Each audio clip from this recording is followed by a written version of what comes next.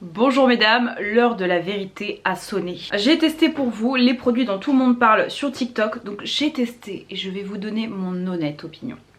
Pour être très honnête avec vous, le 3/4 des produits c'est des produits que j'avais déjà moi dans ma garde-robe beauté. J'en ai racheté d'autres, il y a du skincare mais c'est essentiellement du maquillage et c'est essentiellement drugstore pour une fois. Je pense que TikTok c'est vraiment un réseau social qui cartonne parce que vous avez possibilité de montrer en action les produits de manière beaucoup plus concise que sur YouTube, et c'est tout simplement pas la même population qui est sur TikTok, donc ça s'explique qu'on retrouve énormément de produits drugstore. Donc premier produit que j'ai énormément vu, je pense que c'est un temple pour beaucoup d'entre vous, c'est le micellaire de chez Bioderma. Celle-ci c'est pour les peaux sensibles. Je vous ai déjà parlé moi de cette eau micellaire, c'est l'une des rares eaux micellaires que j'aime. Je n'utilise pas d'eau micellaire pour me démaquiller moi, enfin sur mon visage du moins, parce que ça déshydrate vraiment trop ma peau, mais c'est l'une des plus efficaces à mon sens. Vous avez été nombreuses aussi à me recommander celle d'Aderma. Bien écoutez, je dois avouer que je préfère celle-ci. Donc pour moi, je comprends tout à fait pourquoi il y a un engouement tel.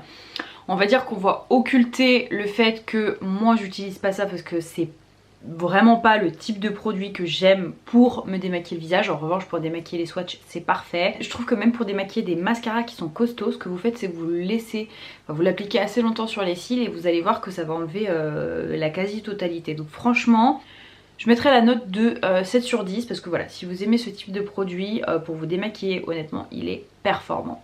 Autre produit de parapharmacie, et c'est un rachat, c'est ce gel nettoyant de chez CeraVe.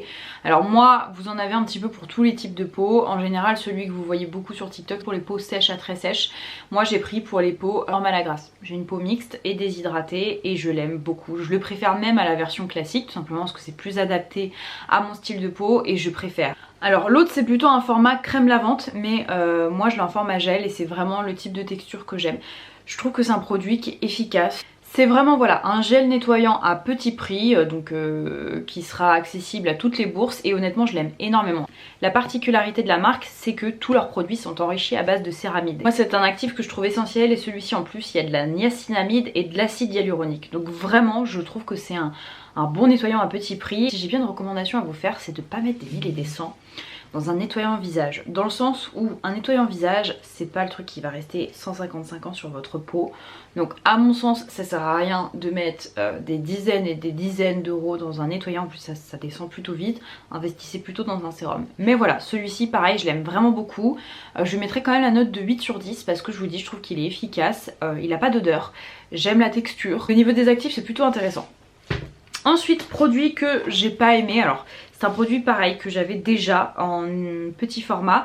J'ai envie de vous dire, je suis peut-être pas la meilleure cliente pour ça. En fait, c'est de chez Dr. Jar et c'est le Cicapair.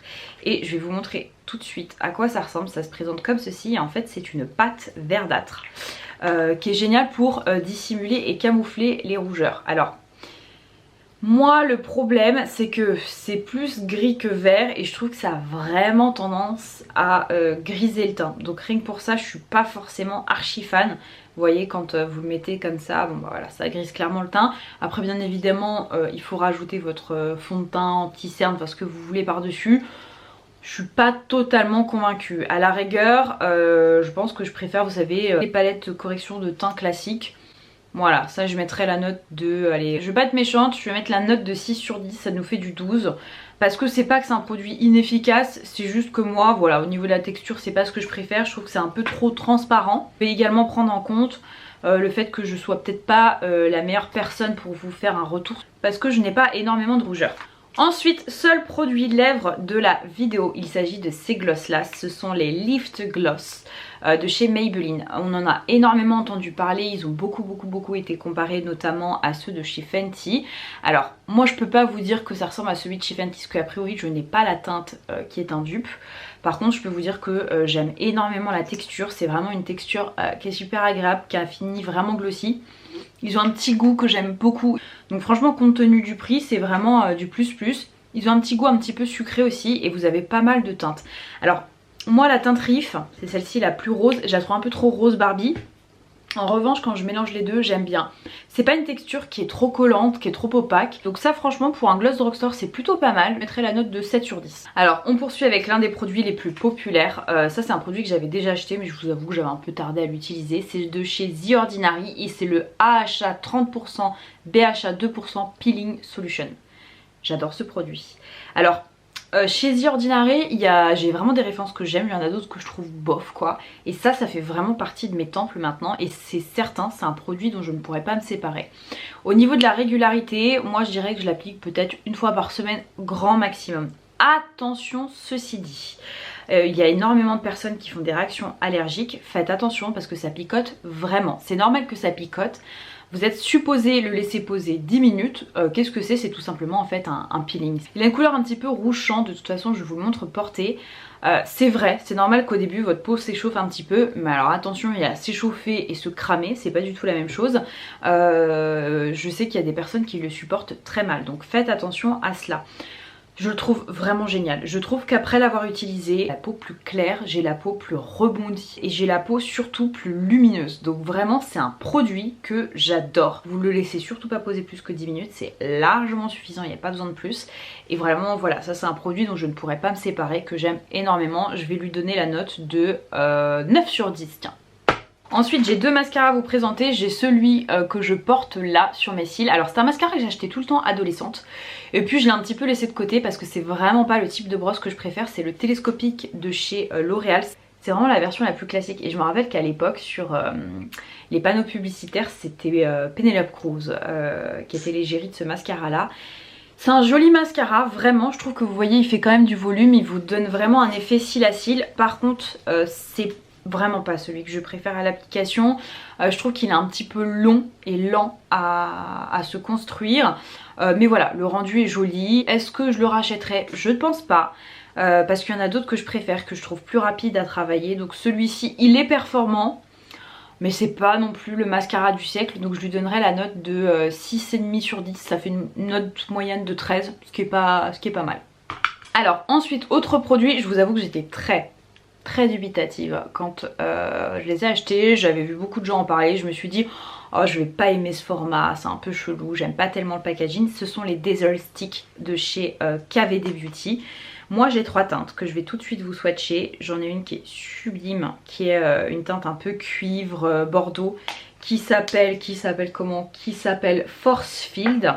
Ensuite on a celle que j'ai là sur les yeux, je vous montre un petit peu comment est-ce que j'utilise ce produit qui s'appelle comment? Qui s'appelle Lightning Strike. En tout vous avez 6 teintes, donc moi j'en ai 3 sur les 6 et je pense que je vais peut-être craquer pour une 4ème.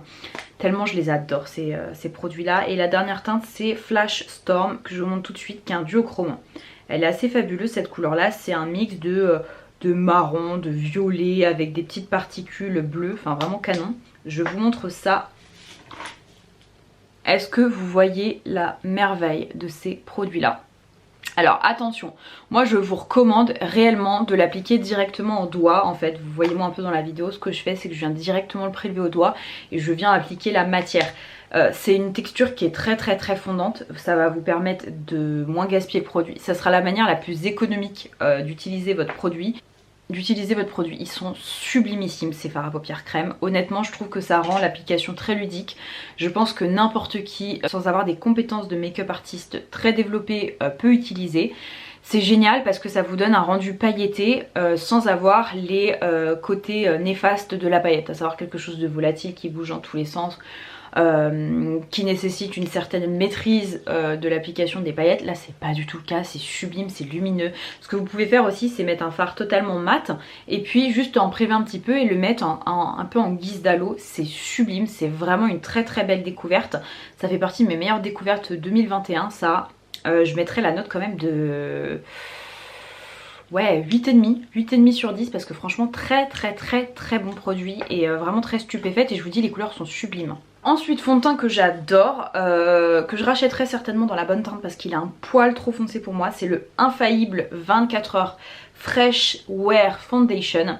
Alors les fonds de teint il y en avait pas mal qui cartonnaient sur TikTok. Il y avait celui de chez KVD là encore qui était dans un format crème mais en En pot c'est vraiment pas du tout ce que j'aime. Et il y en avait un autre aussi de chez L'Oréal, c'est exactement la même gamme, Fresh Wear mais en mode poudre, et je déteste. C'est genre vraiment le genre de fond de teint quand vous avez la peau déshydratée, c'est un cauchemar. Donc voilà, moi j'ai voulu vous montrer la version liquide. La teinte que j'ai c'est la teinte 140, je pense qu'il m'aurait fallu la teinte en dessous pour que ce soit parfait. Je vais prendre un petit peu le soleil, donc ça sera ma teinte parfaite quand j'aurai pris 2-3 couleurs.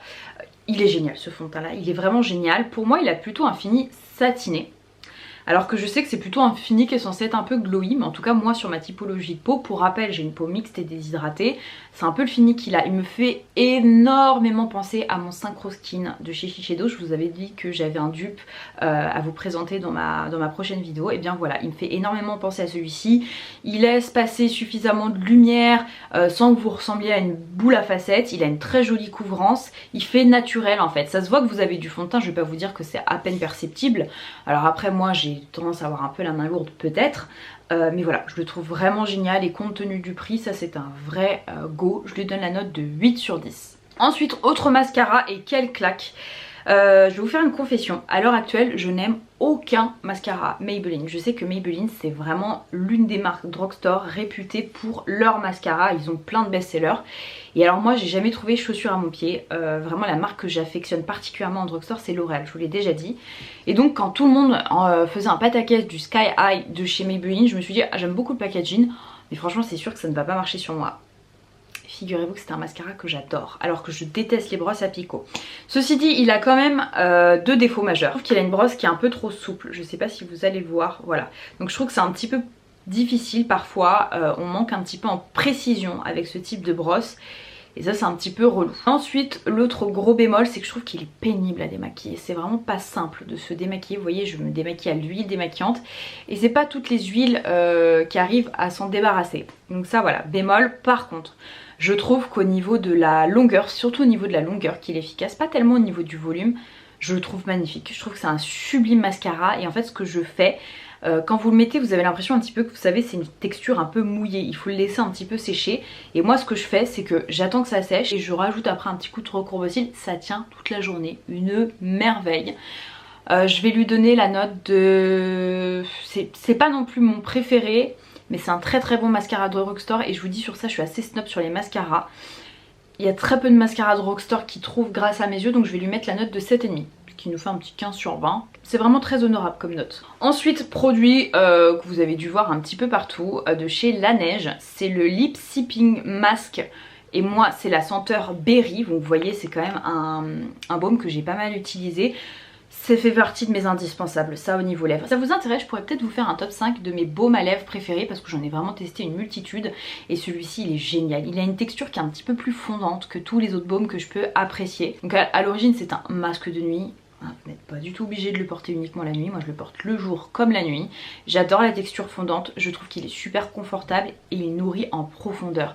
Là encore un indicateur pour moi de performance sur un baume à lèvres, c'est lorsqu'il me reste une pellicule d'hydratation le matin. C'est vraiment gage de qualité pour moi et je le trouve fabuleux. Et en plus, donc moi j'ai la senteur Berry, il n'y a rien d'extravagant, c'est vraiment la senteur classique chez Laneige, mais vous avez plein d'autres senteurs, vous avez pamplemousse, je crois que vous devez avoir kiwi, vanille, enfin vous en avez une multitude. Ça c'est vraiment un produit, on n'en parle pas pour rien. Pareil, je vais lui mettre la note de 8,5 sur 10. Enfin, dernier produit, seul produit de luxe, et c'est le produit que je porte là, juste là, c'est la teinte Pink Gasm de chez Charlotte Tilbury. C'est le Beauty Light Wand. Alors heureusement que je l'ai acheté avant que ça cartonne sur TikTok parce qu'il est sold out partout. Et j'ai également la teinte Peach Gasm que je vous ai présenté dans mon dernier haul le beauté. Ça fait un petit moment que je l'avais et puis j'avais complètement oublié. Bon, pour ce qui est du packaging, j'aime pas ce type de packaging, je vous l'ai déjà dit, moi je trouve ça pas forcément super hygiénique. Mais j'adore le rendu de ce blush. Je trouve que c'est un blush qui est naturel, qui mixe à la fois un blush slash highlighter. Limite, vous pouvez tout à fait vous passer d'utiliser un highlighter liquide quand vous avez ce produit là sur le visage parce qu'il est super lumineux. Vous voyez là un petit peu, c'est celui que je porte. Alors j'ai peut-être eu la main un petit peu légère. Moi ce que j'aime c'est d'abord le mettre un petit peu sur le dos de ma main et ensuite venir prendre un pinceau et l'appliquer plutôt que de directement l'appliquer à même les joues. Je trouve que c'est un petit peu plus hygiénique. Il est vraiment très joli. Bon c'est sublime hein, comme la plupart des produits Charlotte Tilbury. En revanche il est quand même super onéreux. Donc rien que pour ça je lui mettrai la note de 7 sur 10 parce qu'il y a vraiment l'aspect prix qui fait que ça diminue un petit peu la note, mais c'est vraiment un excellent produit. Voilà mes belles, et bien écoutez, c'en est tout pour cette vidéo. J'espère que cette édition vous aura plu. N'hésitez pas à me dire si je vois que c'est quelque chose que vous appréciez. Je pourrais peut-être vous faire un volet 2. D'ici là, je vous fais de très gros bisous, je vous dis à très vite. Mouah.